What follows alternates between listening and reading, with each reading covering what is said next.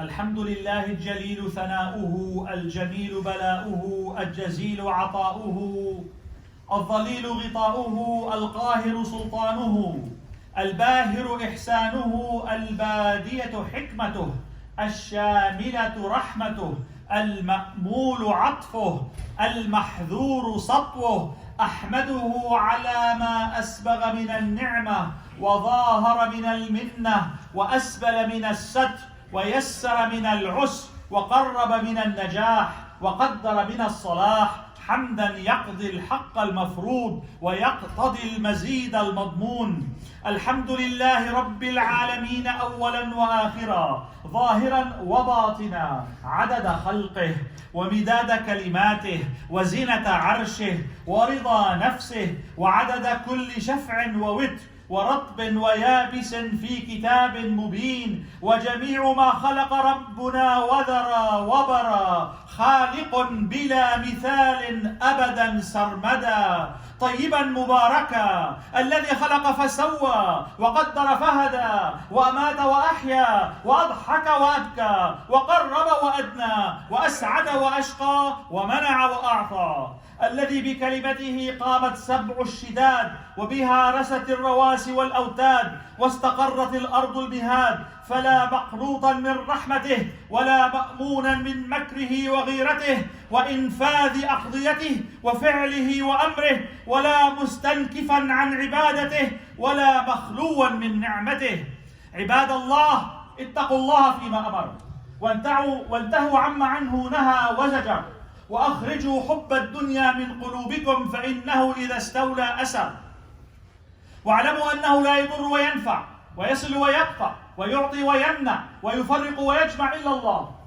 واعلموا أنه قد أمركم بأمر بدأ به بنفسه وثنى بملائكة قدسه، فقال ولم يزل قائلا عليما تنبيها لقدر نبيه المصطفى وتعظيما: إن الله وملائكته يصلون على النبي يا أيها الذين آمنوا صلوا عليه وسلموا تسليما. اللهم صل وسلم وبارك على سيدنا محمد وعلى آل سيدنا محمد، كما صليت وسلمت وباركت على سيدنا إبراهيم وعلى آل سيدنا إبراهيم في العالمين إنك حميد مجيد بر. أما بعد. Dear brothers and sisters in Islam, we all are watching what's going on in the Middle East and what's going on from a reaction throughout the whole world. And I wanted to share with you a few things in an attempt to raise awareness and prepare ourselves. When we look at what's going on there, sometimes we don't understand the whole concept, and sometimes we listen to the Western media and we get confused about what's the reality and what's the true story.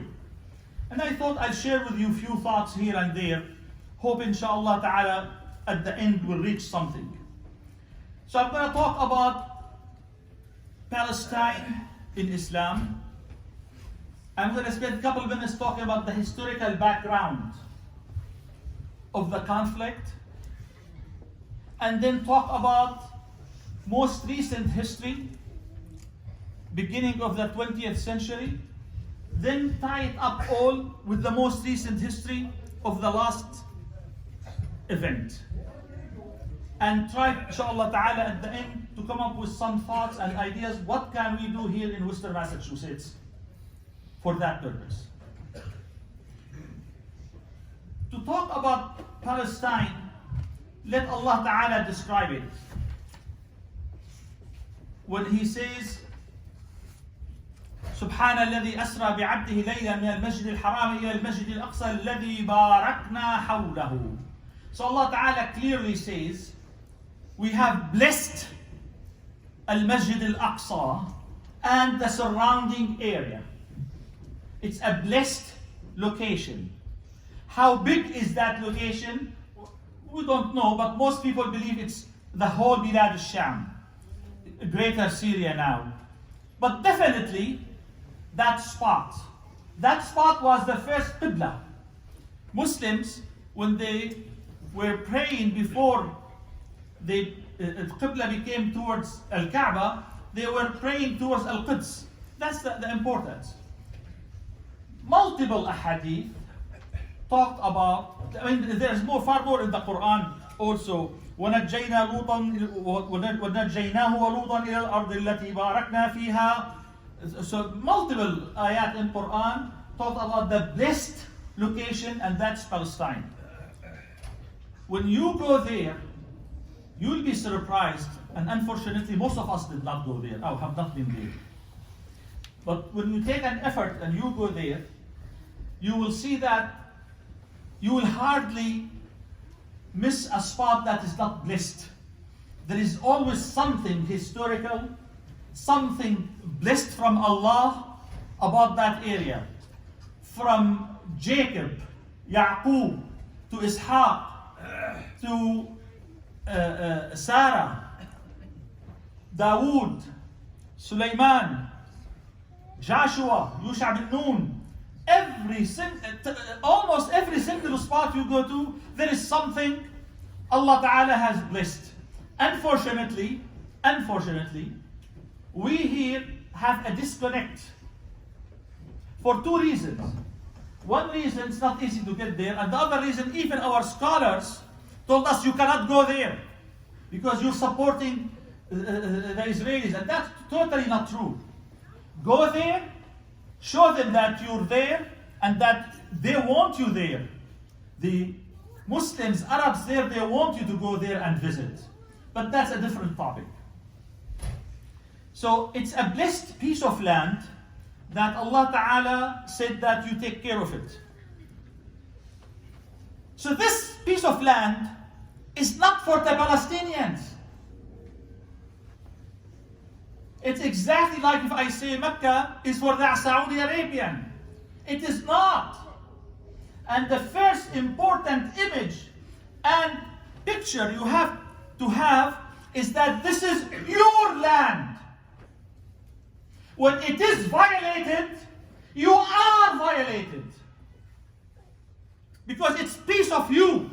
Allah Ta'ala asked you to protect it very specifically.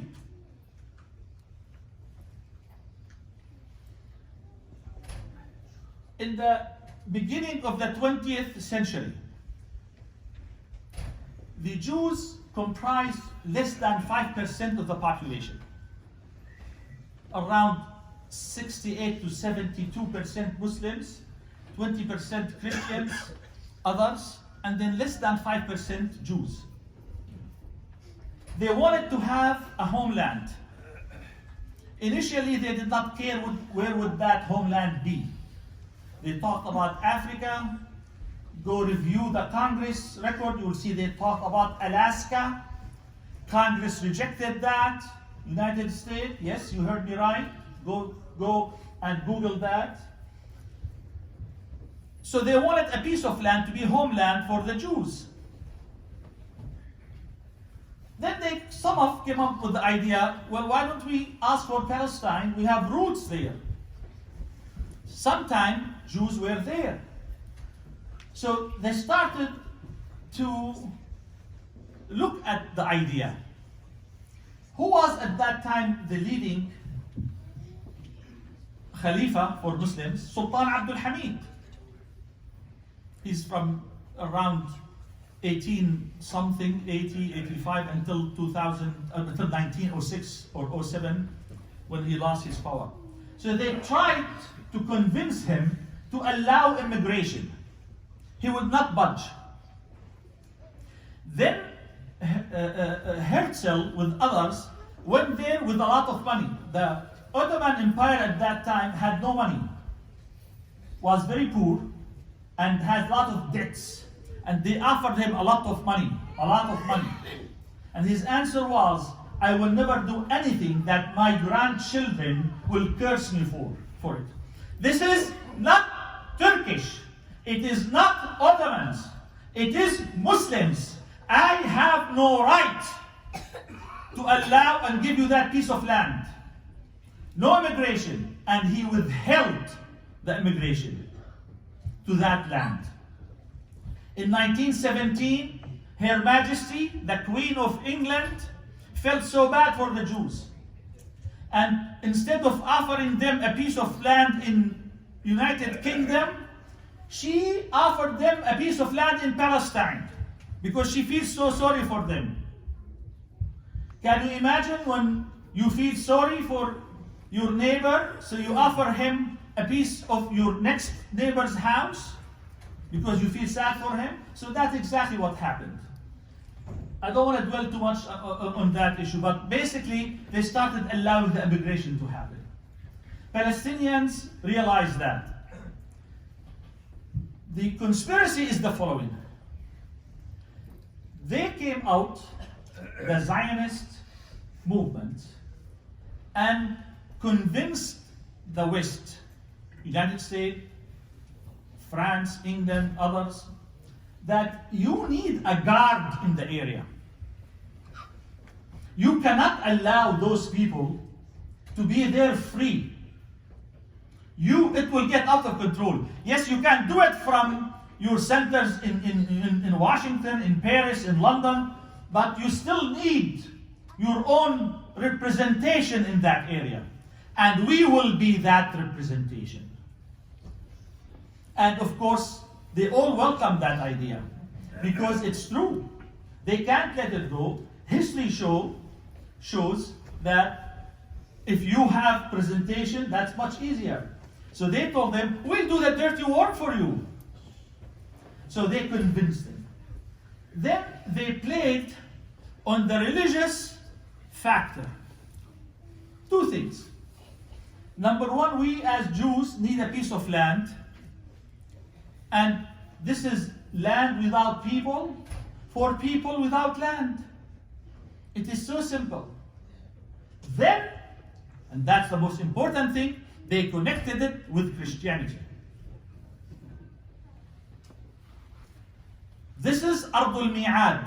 So the religious support of United States, most of it comes from religious support. The Anglicans, who are the majority, believe that Jews have to gather in Palestine. That's the promised land, that is the prophecy, it has to be fulfilled. And then they throw all their support for that purpose. Not long ago, Mr. Johnson, the new Speaker of the House, he said, I throw all my support with the State of Israel for the first reason I told you, that we need them there. And if you've seen an old video of Biden, he said 40 years ago, we need the State of Israel to be there. So there is no question about the importance of that State of Israel in the region to be guarded for the Western interests. But then they believe that they have to gather there. And Johnson said, go look at the Google, the quotes, just a couple of weeks ago. He said, if you are a Christian, you have to support the State of Israel. If you are a Christian. He did not specify, but in general, if you are a Christian, you have to support the State of Israel. There is a strong religious component to it. Very important and strong religious component. Netanyahu has used a couple of things, even in his speeches. Religious. They go to their religion the minute that they need. But the thing about Nubu'at Ish'ya, he says, نحن أبناء النور وهم أبناء الظلام. We are sons of light and they are children of darkness. That's us. And always people of light will overcome people of darkness. They rely on Yusha bin Nun. According to them, that's not Yusha bin Nun for us is a prophet, Joshua. As you know, Prophet Musa could not finish his, alayhi salatu wasalam, his task crossing Sinai, going to Palestine. He died during that. So the one who took over was Joshua, Yusha bin Nun. And the first city he went to was Ariha, Jericho. In their book, they tell you, he killed adults, children, elderly, men, women, even animals. He killed the animals. That's in their books, in the Old Testament. So my point is, there is a very strong religious component. They use it when they want to link the Zionist movement with Judaism and with Christianity. أقول قولي هذا وأستغفر الله لي ولكم فاستغفروه يا فوز المستغفرين. استغفر.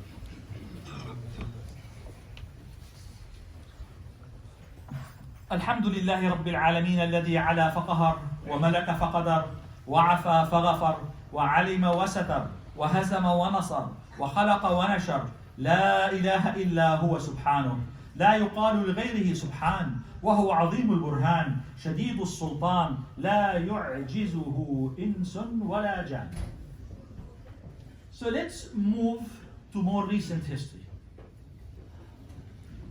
If you look at the map of the Middle East, it's comprised of the state of Israel, surrounded by 22, 23 Arabic countries. None of them has democracy. But why would they care about democracy for the Middle East people? They don't. But they care that if there were democracy, that means the people can govern themselves. And they don't want that. All the governments are traitors. All the governments. Think about it.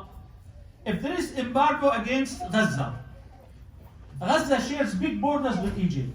Egypt does not allow anything to go in without the approval of the state of Israel. Is this, and I'm talking about the government, all Egyptian peoples are in favor of the Palestinian people, but they're not allowed. Syria shares huge borders with Palestine. And they always say, we're gonna win, we're gonna do that. They don't do nothing. Jordan, same. So basically, it's all surrounded by governments that work for the state of Israel. From 1948, when they established in May their statehood. It's targeted. It's not stupid. They know that anything can cause problem for them. They're going to remove it entirely. And they're going to keep controlling. So, I'm going to jump very fast to talk about a couple of things. Then there is the occupation. So they announced the statehood in 1948. That did not include Gaza, Golan Heights, and West Bank. In War of 1967, which was a mockery. In 5 days, one army was able to beat all the Arab armies. And they extended their land. So all of a sudden now, they own the land, they own the area in occupation. So what does the State Department, United States, call the West Bank and Gaza Strip? Occupied land. Occupied land. If you are occupied, do you have the right to kick the occupier out or not? When the United States was occupied by England, didn't they have the right to kick the English out? But the Palestinians have no right to kick the occupier out. Why? Because the occupier who is occupying has the right to defend itself. Explain it to me. The occupier who's doing the occupation has the right to defend itself from what? From your occupation? I have no right to protect myself, but you have the right to defend yourself. That's issue number one. Gaza has been under embargo since 2006, 2007, around that time. So basically, they don't allow, unless it's controlled, water, electricity, food, anything. When there was one time a Turkish ship that wanted to violate that, was filled with only peaceful people, have no weapons whatsoever, they attacked that ship. Peaceful ship. Had one single soldier. They attacked that. I want to jump fast to the event of the October 6th and what happened. So when you take that event out of context, you can argue very strongly that this is a terrorist act. You killed children, you killed elderly, but when you put it in the context of what happened the event before, what happened multiple times, Gaza and Israel, and look at how funny is the story, the word, Gaza and Israel, as if Gaza is a sovereign country, can protect itself, it gets weapons and planes. Yeah, guys, come forward, please. If you can come forward, please. A couple more minutes, inshallah. Come forward, please. So, multiple times, there will be clashes. And every time, the ratio is about 100 to 1. For every Israeli killed, there's more than 100 Palestinian. The world doesn't look at that. They look only at the event of October 6. I understand. I'm with you. I hope there wasn't that, but how could we prevent that? And why are we there? It is because of the right-wing Israeli. At times, there was some genuine attempt to have peace. And that's when they allowed the thing happen. But that was the left party in Israel. The right-wing party, and that's very important for you to know. Because when the Americans ask you, so why are we here? That's the answer. We are here because of the Israeli right-wing. They are the one in charge of the government. The one who believe this is the whole land is theirs. They believe Judea and Samaria is theirs. They will not give you an inch. And that's what you have to know and explain to your American friends, that this is the main problem. If that is not the case, we would have had peace now and none of this thing happened. Of course, unfortunately, not much there's a lot to say about that. I just wanted to, what can you do here in Worcester? Multiple things. Number one, do not despair. Extremely important. The picture you see, and I see it, will cause despair.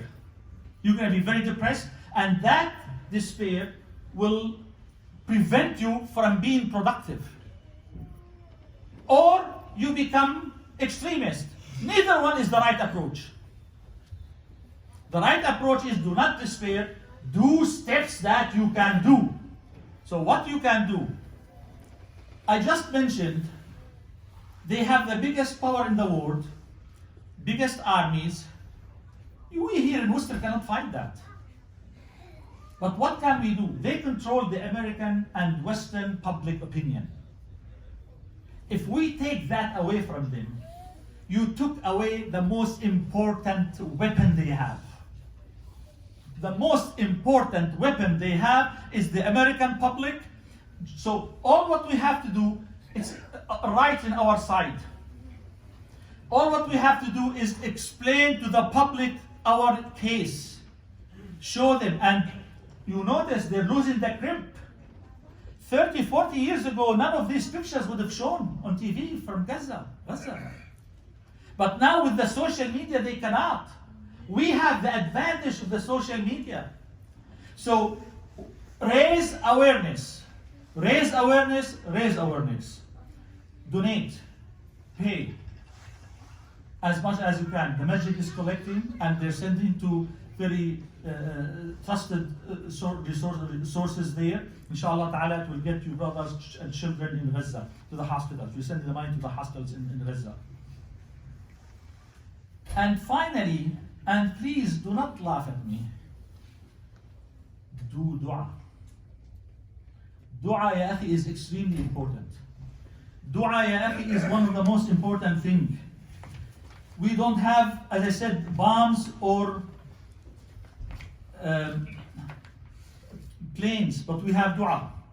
عليه الصلاة والسلام said, إن ربكم حيي كريم يستحي من عبده أن يرفع إليه يديه فيردهما صفرا أو خائبين. يا أخي, make dua for your brothers and sisters. It doesn't go away. إنما ينصر الله, عليه الصلاة والسلام said, إنما ينصر الله هذه الأمة. ينصر. He did not say protect, he said ينصر. Allah ينصر هذه الأمة بضعيفها بدعوتهم وصلاتهم وإخلاصهم. أقول قولي هذا وأستغفر الله لي ولكم فاستغفروه يا فوز المستغفرين. بسم الله الرحمن الرحيم وأفضل الصلاة وأتم التسليم على سيدنا محمد وعلى آله وأصحابه أجمعين. Make dua, brothers. Make dua. Put your hands up and make dua and make it from your heart. And believe it's going to happen. If you do not believe it's going to happen, it's not going to happen. Believe Allah is capable of doing it. اللهم بسطوة جبروت قهرك وبسرعة إغاثة نصرك وبغيرتك لانتهاك حرماتك وبحمايتك لمن احتمى بآياتك نسألك يا الله يا قريب يا سميع يا مجيب يا سريع يا جبار يا منتقم يا قهار يا شديد البطش يا من لا يعجزه قهر الجبابرة ولا يعظم عليه هلاك المتمرد من الملوك والأكاسرة أن تجعل كيد من كادنا في نحره ومكر من مكر بنا عائدا عليه وحفرة من حفرنا واقعا فيها ومن نصب لنا شبكة الخداع اجعله يا ربنا مسوقا إليها ومصيدا فيها وأسيرا إليها. اللهم بحق كاف هاء يا عين صاد اكفنا هم العدا ولقهم الردى واجعلهم لكل حبيب فدا وسلط عليهم عاجل النقمة في اليوم وغدا. اللهم بدد شملهم، اللهم فرق جمعهم، اللهم قلل عددهم، اللهم فل حدهم، اللهم اجعل الدائرة عليهم، اللهم أوصل العذاب إليهم، اللهم أخرجهم عن دائرة الحلم واسلبهم مدد الإمهال وغل أيديهم واشدد على قلوبهم ولا تبلغهم الآمال. اللهم مزقهم كل ممزق مزقته لأعدائك انتصارا لأنبيائك ورسلك وأوليائك. اللهم انتصر لنا انتصارك لأحبابك على أعدائك. اللهم لا تمكن الأعداء فينا ولا تسلطهم علينا بذنوبنا. حاميم حم الأمر وجاء النصر فعلينا لا ينصرون. حمايتنا ووقايتنا مما نخاف. حاميم عين سين قاف. اللهم قنا شر الأسوى ولا تجعلنا محلا للبلوى. نسألك العجل العجل العجل. إلهي الإجابة الإجابة الإجابة. يا من أجاب نوحا في قومه، يا من نصر إبراهيم على أعدائه، يا من رد يوسف على يعقوب، يا من كشف ضر أيوب، يا من أجاب دعوة زكريا، يا من قبل تسبيح يونس بن متى. نسألك بأسرار أصحابه الدعوات المستجابات أن تقبل منا ما به دعوناك وأعطنا ما سألناك. أنجز لنا وعدك الذي وعدته لعبادك المؤمنين. لا إله إلا أنت سبحانك إني كنت من الظالمين.